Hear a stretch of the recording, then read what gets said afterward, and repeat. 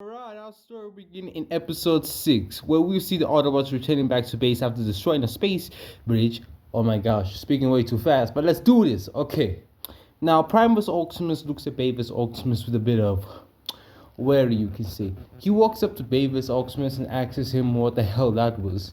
And Bavis looks at him like, what are you talking about? Primus is like, the way you were fighting Megatron wasn't Autobot in a way. And hearing this, Bavis walks up in front of him. And remember, I said he's slightly taller than the bro, so he's taller than bro. Yeah. Primus Optimus getting little bro again. Primus. Now he looks at him dead in his eyes and is like, and what are you talking about? Hearing this, Primus is like, the way you were fighting was more of a Decepticon than an Autobot. Hearing this pisses off Bavis, but he doesn't show it and doesn't even act on it. He literally looks at Primus and then asks, how many times did you get a chance to kill your Megatron? And fumbled and failed multiple times because you couldn't even get the job done. Hearing this makes every Autobot look at Primus and Bavis and then look back and Cliff Jumper like, you know what, that's true, boss. Like you do, like you messed up a lot of times. He doesn't say it out loud, but he has messed up a lot of times. Now Primus will be like, that is not the Autobot way. We don't just kill the Decepticons just like that. And here on this, Bavis is like, so that's why you failed Cybertron, lost the war, and I here on this miserable rock, trying to end it, even though you know you're supposed to, and yet you still go soft-heartedly against your brother who tries to kill you every single day. Am I right? And here on this, Primus shoots something back that's actually kind of nice. And didn't you do the same thing? And Bavis is like, yes, and look where I ended up. In another universe, banished, and my Autobots are probably dead. So yeah. I'm sorry that I'm doing better than you when it comes to fighting your brother. Wow. Huh. Imagine a different version of you telling you that he's doing better. Well, telling you they're doing better at fighting when it... You know what? How can I explain this? It's like your older sibling telling you that you're better. No. They are better, yes. And yeah. Now, before Primus even gets the chance to say anything, Ratchet will inform them that he's detecting a huge energy spike. And it's at the same location where Skyquake is. Now, Megatron in this timeline is the one to go wake up Skyquake, and Starscream and Soundwave are with him. Why? After getting embarrassed by Optimus, a different variant, he wants payback, so he gets him. But of course, the energy spike happens to his location and he's confused. And we will see two bots coming out of the place. Portal, you can say. It's Ironite and Ratchet, the Bavis versions. And why these two? Well, allow me to explain. You see, the moment Optimus disappeared, basically put Ironite got mad and started attacking him. But Ratchet managed to save him because Megatron was about to shoot him straight, point blank in his head. But Ratchet managed to save him. Now, Bumblebee, knowing that he's injured and can't really fight back much, will inform his comrades that they should just leave him to die, basically. But Ratchet and Ironite didn't want to. But Starscream will come between them and shoot like a missile and send both Ratchet and Ironite flying. And Megatron decides to do the same thing he did to Optimus, banishing them as well. But Bumblebee, he looks at him and smiles. As to be fair, the reason why is because Bumblebee was partially the reason why the Allspark was launched into space, and the reason why he never got the chance, and the reason why the Autobots came. Basically, if anyone has read the IDW Bavis comics, you guys understand why Megatron ripped out his voice box. Because this man was stalling for time, so yeah. So Megatron walks up to Bumblebee and he's like, insects. I got to kill you, finally. And Bumblebee says in his radio voice, I'd like to see you try. As Bumblebee starts shooting at Megatron, not holding back. But Megatron basically just dodges everything. Since Bumblebee lost his legs. By the way, this is the Bavis timeline. I mean, the Bavis universe. And yeah, pretty much Bumblebee will be killed by Megatron. Slaughtered, basically. Ah, honestly, I'm kind of upset that I killed him, but at the same time, it makes sense to be honest. Like to be fair, I wasn't seeing putting Bumblebee there. Ratchet and I don't. Yeah, I see them coming there. But yeah, we go back to the Primus timeline. Now, Iron and Ratchet appear and they're a bit confused. Now, Megatron looks at them with a bit of confusion until Bavis Optimus and Primus Optimus come through the ground bridge as the both of them decide to go together. And Bavis Optimus is shocked to see his two most loyal comrades and friends. His best friends, really. Well, technically, if anyone has read the Bavis comics, Iron Knight is more like a brother to him than anything. So, yeah, Optimus is shocked to see both of them, and he's happy. But seeing Primus Megatron, he orders his Autobots to quickly attack them. And hearing this, both Bavis Iron Knight and Bavis Ratchet, who got repaired by the Allspark and also got some upgrades. They're stronger and faster, just like Bavis. If I didn't explain that, then I'll explain it right now. The Allspark upgraded Optimus. How strong was he? I'm gonna scale him like this. Without the upgrades, he's as strong as Primus. Listen, we can debate about it, we can do whatever, but at the end of the day, the fight's not really that close. Yeah. But let me continue. Now, pretty much, how strong is he now? Like I said, without the Allspark upgrades, he's as strong as like Primus Optimus without the upgrades. But with the upgrades, he's as powerful as his 2.0 upgrade. Oh dang, that's OP right there. Wait, if he is as strong as 2.0, then I mean, to be fair, no one could beat 2.0 Optimus. Like that man was not even Predaking. Like let's be honest. If Optimus never went all out, like if Optimus goes all out against Predaking, he would absolutely win. And 2.0 Megatron, that's like debatable. So pretty much this Optimus is technically the strongest character right now because there's no Predacons, Unicron is not active yet, and there's no 2.0 Megatron, so he solos. But how strong is Bavis Ratchet and Bavis Iron Knight?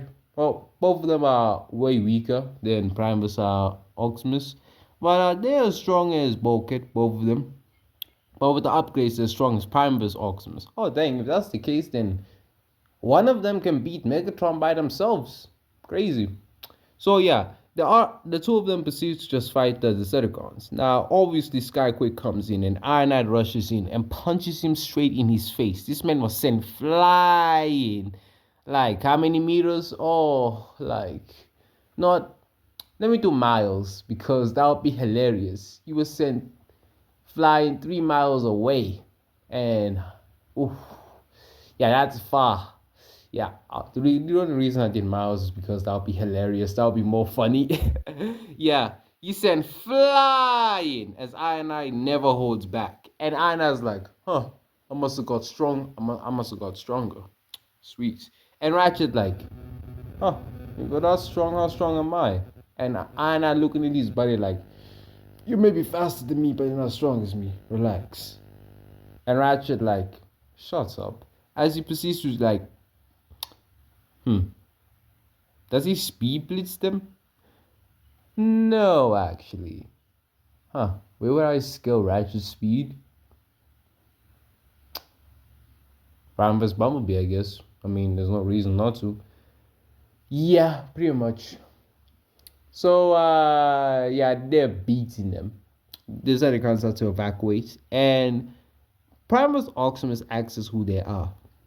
And Bavis Optimus would explain that he's Autobots, and they would bring them back to base, and both Ratchet and Iron would explain. And then hearing this, Optimus asks what happened to Bumblebee, and Ratchet informs him, sadly, before we even got teleported, his life signal went offline, Optimus. Hearing the shocks, Optimus was like, no. And hearing this, well, Primus Bumblebee's like, I died in another universe? Dang. and it's by Megatron. The Megatron effect. Yeah, that's Prime vs. Bumblebee. Because remember, he got his voice ripped out. Now he finds out another version of him got killed by Megatron. Crazy.